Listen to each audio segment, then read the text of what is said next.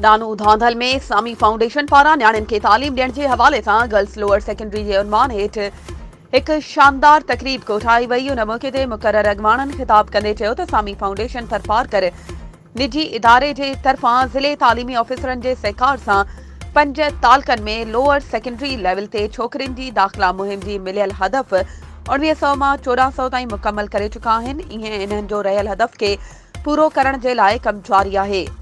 बहराड़ी जे ॻोठनि में ॻोठाणी सतह ते माण्हुनि खे उत्साहियो वियो त वधि खां वधि छोकिरियुनि खे दाख़िल करायो।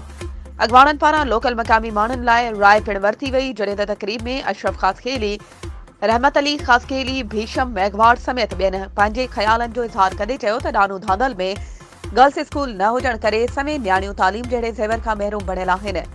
असां मुख़्तलिफ़ वक़्तनि ते MPS खे पिणु गर्ल्स स्कूल लाइ लिखियो बि आहे, पर उन बावजूद बि न्याणियुनि खे तालीम ॾियारण जे हवाले सां केरु अॻिते अचण लाइ तयारु नाहे। अॻवाननि जो वधीक चवणु हो त सामी फाउंडेशन न्याणियुनि में सुजाॻी मुहिम ऐं तालीम लाइ क़दम खणंदी त इलाइक़े वासियुनि जो सहकार संदसि गॾु रहंदो।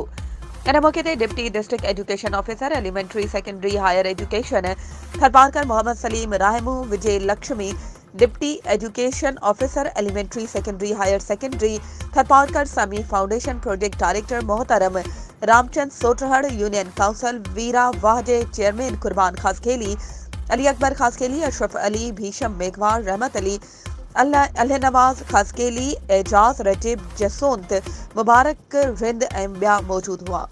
वधीक ख़बरुनि ऐं अपडेट्स जे लाइ असांजे चैनल खे सब्सक्राइब कयो ऐं हा, बेल आइकन खे प्रेस करणु न विसारिजो त जीअं असांजी हर नई अचण वारी वीडियो तव्हां ताईं पहुची सघे।